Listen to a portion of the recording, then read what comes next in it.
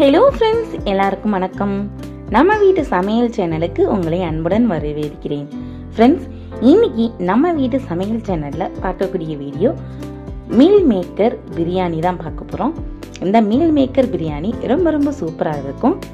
இது எப்படி பண்ணுறதுன்னு சொல்லி வீடியோக்குள்ளே போய் பார்க்குறதுக்கு முன்னாடி நம்ம சேனலை இது வரைக்கும் சப்ஸ்கிரைப் பண்ணாமல் பார்த்துக்கிட்டு இருந்தீங்கன்னா நம்ம சேனலை மறக்காமல் சப்ஸ்கிரைப் பண்ணிக்கோங்க ஃப்ரெண்ட்ஸ்.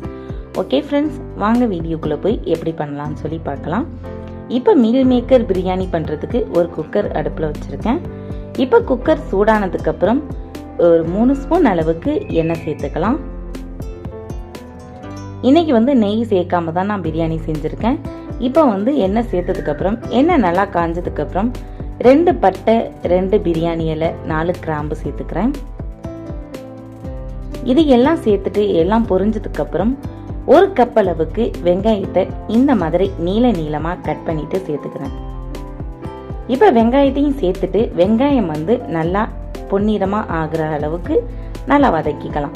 ரொம்ப நம்ம சிக்கன் பிரியாணிக்கெல்லாம் ரொம்ப பொன்னிறமாக வதக்குவோம்ல, அந்த அளவுக்கு வதக்க தேவையில்லை. ஓரளவுக்கு வதங்கினா போதும். அந்த அளவுக்கு நல்லா வதக்கிட்டு ஒரு 2 பச்சை மிளகாவை கீரி சேர்த்துக்கலாம்.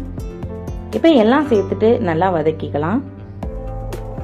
இப்போ வெங்காயம் வதங்கி வந்துக்கிட்டு இருக்கும்போது 1 ஸ்பூன் அளவுக்கு இஞ்சி பூண்டு தட்டி சேர்த்துக்கலாம். இஞ்சி பூண்டையும் தட்டி சேர்த்துட்டு நல்லா வதக்கிக்கலாம். இஞ்சி பூண்டு சேர்த்துட்டு லோ ஃப்ளேமில் வச்சுருங்க, ஏன்னா அடி பிடிச்சிரும். இப்போ 3 தக்காளி எடுத்திருக்கேன். 3 தக்காளியை இந்த மாதிரி நீளமாக கட் பண்ணி வச்சுருக்கேன். இப்போ அது எல்லாத்தையும் சேர்த்துடலாம். இஞ்சி பூண்டோட பச்சை வாசனை போனதுக்கப்புறம் தக்காளியை சேர்த்துட்டு இப்போ தக்காளியும் நல்லா வதங்கணும். தக்காளி நல்லா குழஞ்சு வரணும், அந்த அளவுக்கு நல்லா வதங்கணும். இப்போ பாருங்க எப்படி வதங்கி வந்திருக்குன்னு. அந்த மாதிரி வதங்கினதுக்கு அப்புறம் 1/4 டீஸ்பூன் மஞ்சள் தூள், 1 ஸ்பூன் மிளகாய் தூள் சேர்த்துட்டு இப்போ நல்லா எண்ணெயிலே இந்த மசாலா நல்லா கலந்து விட்டுக்கலாம். இப்போ 1 நிமிஷம் எண்ணெயிலேயே நல்லா அந்த மசாலாவை கலந்து விட்டுட்டு இப்போ நம்ம மீல் மேக்கர் எடுத்து வச்சிருக்கோம். நான் இந்த இன்னைக்கு சின்ன சைஸ் மீல் மேக்கர் தான் எடுத்து வச்சிருக்கேன். அதை இப்போ தண்ணீர் ஊற்றி நல்லா அலசிக்கலாம். அலசிட்டு இப்போ நம்ம வதக்கிக்கிட்டு இருக்க அந்த எண்ணெயில் இப்போ மீல் மேக்கரை சேர்த்துடலாம். இப்போ மீல் மேக்கர் சேர்த்துட்டு நல்லா வதக்கிக்கலாம்.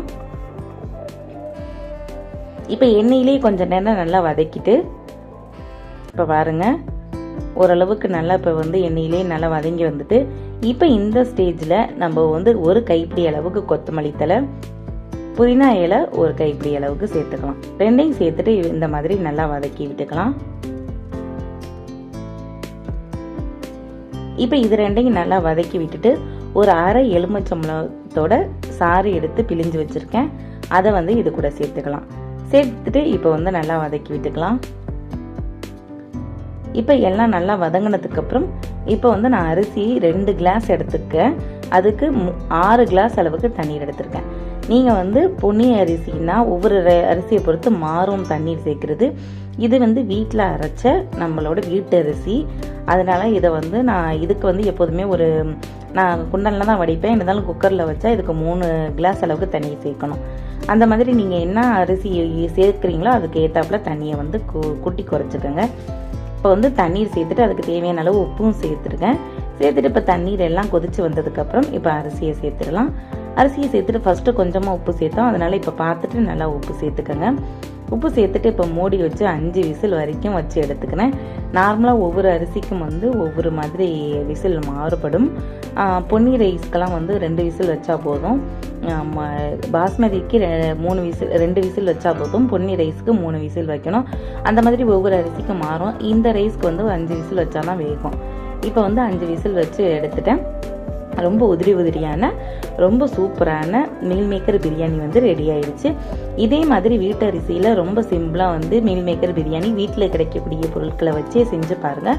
ரொம்ப அருமையாக இருக்கும் சாப்பிட்றதுக்கும்.